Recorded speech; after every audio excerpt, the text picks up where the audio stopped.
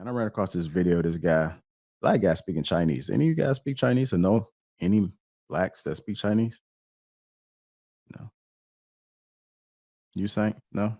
No, I just think I I have some can, in my a little background. something. I know how to say I want this, I want that. Okay, how do you say it? 我要这个，我要那个。 Okay, I'm about to turn my I know how translator to ask for on. what I want. Tell them what I want. Give me this, give me that. Okay. All right, I'm gonna go ahead and play My this clip, daughter man. knows a little bit because she lived in China for a little while. Mhm. So she knows a little bit just to like maybe for directional purposes or to ask a question or something like that, but not fluent. Well, how do you read it, man? That's even when I see it, I'm just like, this is it looked like tic-tac-toe or something a little bit, but just with lines. It's all over the place. Anybody got no answers for me? Y'all just left me hanging. Let me go ahead and play the clip, man. I'll see what y'all on this morning. I got that Sunday in it. 好吧，这个羊油包咋个卖？10块一个，10块一个，给我来一个嘛。哎呀，这种。拿辣椒不？多放一点辣椒。这个呢，我最爱的。哎呦，这个我最爱的。可以嘞。好嘞，给我。可以嘞。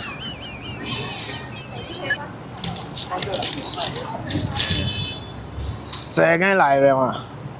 哦哟，哦哟，太安逸了，这个。哦。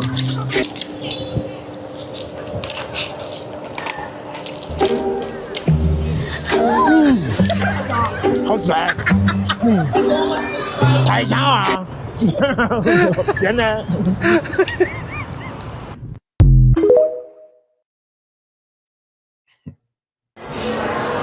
Hello, where are you from? 听说不懂英语了，讲中文。哦，原来你会中文嘛？你说的那么溜啊！可以嘞。哦，你在河南嘛？公江的，来一杯嘛。来一点嘛哈，来一杯啊。尝尝那个味道嘛。这个味道安逸得很。你是哪里的？贵州的。贵州哪的？你啥的贵州哪的嘛？我贵州毕节的。同仁的。我同仁啊。哦，来喝一杯。我听说你们同仁的喝酒太凶哦。哎呦，没得你们毕节的厉害。必须的嘛，我们毕酒在贵州喝酒是第一名的嘛。搞一杯嘛。那你喝一杯嘛。想喝白的还是啤的？都可以，都可以。都可以哈。哎呦，菠萝杯喝嘛？可以嘛？可以哈，倒起。可以。贵州有人优先嘛，你先喝一杯嘛。贵州有人，我贵州的，你不相信啊？毕节优先。啊。Hey, man, it's quite impressive, man. I just couldn't imagine being a black person in China and speaking it so fluent and just looking at him like, wow, it's so amazing because I don't believe it's common. I've never been to China, so I'm not sure if people are just out there walking around that's colored speaking Chinese. Go ahead, Jay. You about to say something? Nah, I know. I seen it's one other guy on YouTube that moved out there and he speaks it fluently. Young black dude. But with this guy in particular, see, it's one thing to know the language, but it's another thing to be able to express and have the emotions that go along with each word. Because, how some people speak it and they sound like, like they're reading, but he was speaking it with emotion, like, inflect on this word, I'm joking, I'm being, you know what I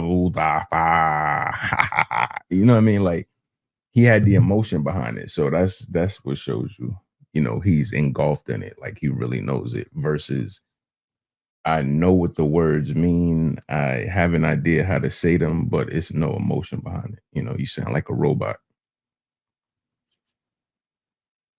What you thought about that, Saint? After actually seeing somebody have a complete dialogue.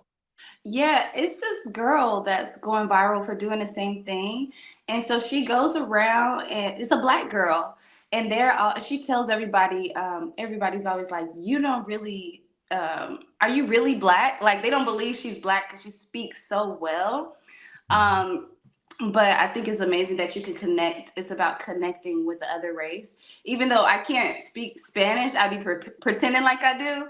And then some of the word when I speak to Spanish people, you know, they're like they feel like we connect a little bit more. So I know, you know, when you try to speak another language, it's easier to like let that other person let their guard down a little bit.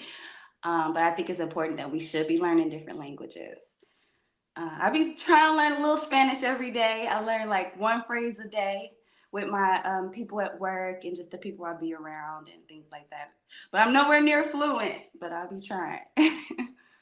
Yeah, man. I wish I would have took Spanish a little bit serious. I never took Spanish. I took French when I was in high school, and then I took Swahili when I was in college. Because everybody like they were struggling trying to do those. I think it was called Mallard exercises. I seen them downstairs in the dorm. I'm like, I'm staying away from that Spanish. Y'all in there all day. Swahili was so damn easy. Easier instructor. So they didn't really have too many instructors. I think it might have just been one. So that satisfied that foreign language qualification. Go ahead, brother Hank. Speaking some Chinese, brother. You know, it's entertaining to watch everybody else gather around my man in amazement to see this brother doing that. That's the entertainment part. And then he's like the gestures he's doing when he does it, like, you know, like halfway, you know, throwing his head down. You know, it's crazy. And look at this guy on the far side. He's over Peter Ryan. Man, what? He's just his old lady talking to him, or his daughter talking to him, and he's just watching this man talking to this other woman in amazement. And look, man, she's probably gonna start recording him. So you see this? Black guy speak. He speak our language.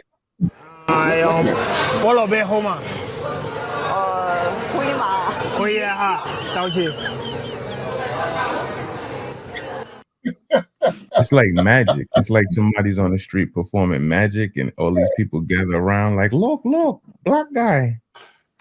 OG can barely they walk. don't He be look like expecting people to fall know, over any especially minute. black.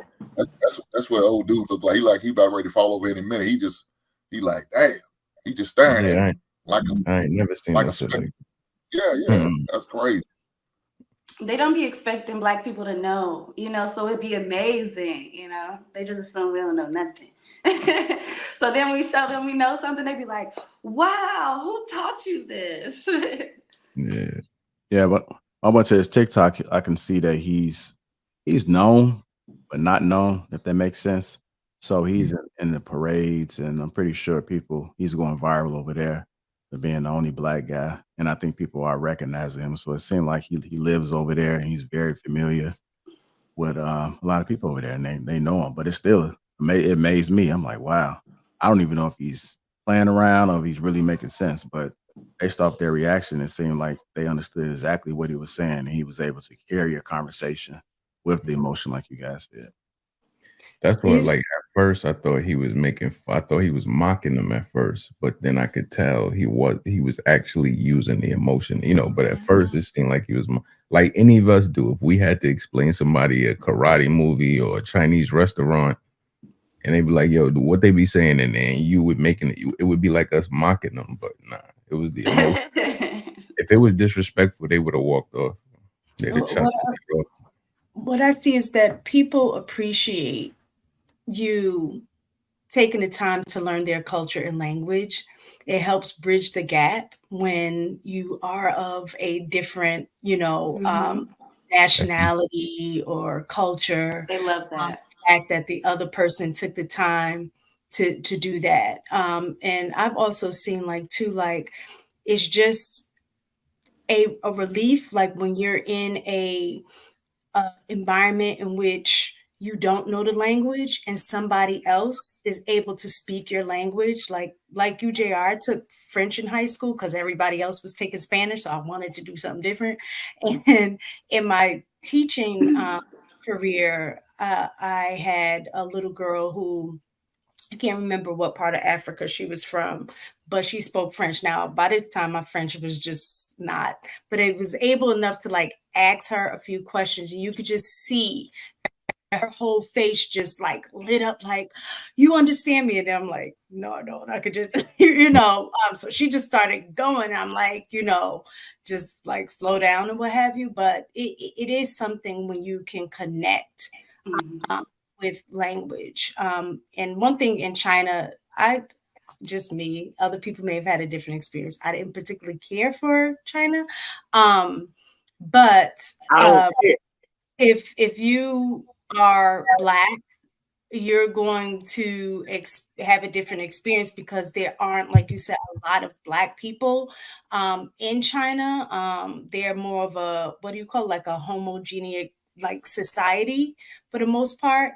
And so, especially if you go to rural areas, if you're Black, you're automatically a celebrity. And it can be overwhelming because people will just come up to you, start touching you.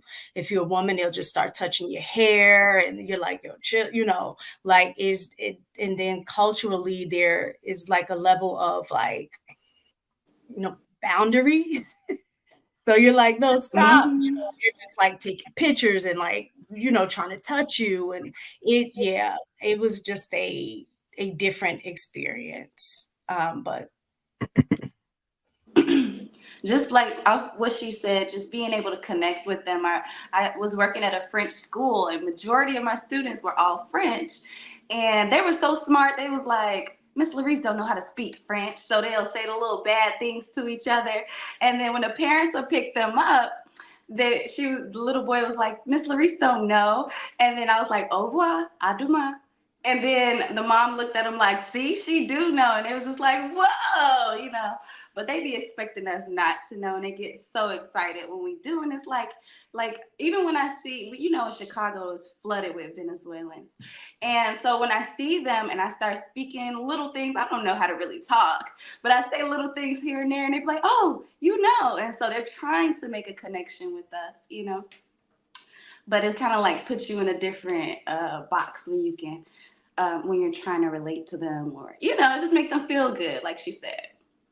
What I also noticed is that in other countries, it is kind of their way of life. Like they end up learning more than one language, right? Especially if you're living in countries where there's different dialects depending on where you live. Like China, they're depending on where you live, it is spoken a little differently. I think Mandarin is the like universal, I want to say, but I find that the United States are the ones that kind of feel like everybody just needs to know English, and they can go anywhere in the world and expect that everybody is going to speak English. But I noticed in schools that are in a higher socioeconomic status that they do have like immersive like language, opportunities where they're starting the kids, to start learning different languages in the earlier grades. By the time we get to high school and we're just now starting to take like Spanish or French, I don't want to say it's too late, you can learn, but it's much easier when you're learning how to speak another language when you're younger. And I think we should start doing that just as part of curriculum just in general. Just because we have so many people like in America that's diverse anyway, that speak so many different languages, but the world is becoming a lot smaller. And so knowing how to speak multiple languages would only be a benefit. All right. Got anything on this, Chanel? I didn't get a chance to see that part. I'm sorry. Okay. Just a Black guy speaking Chinese. Go on once.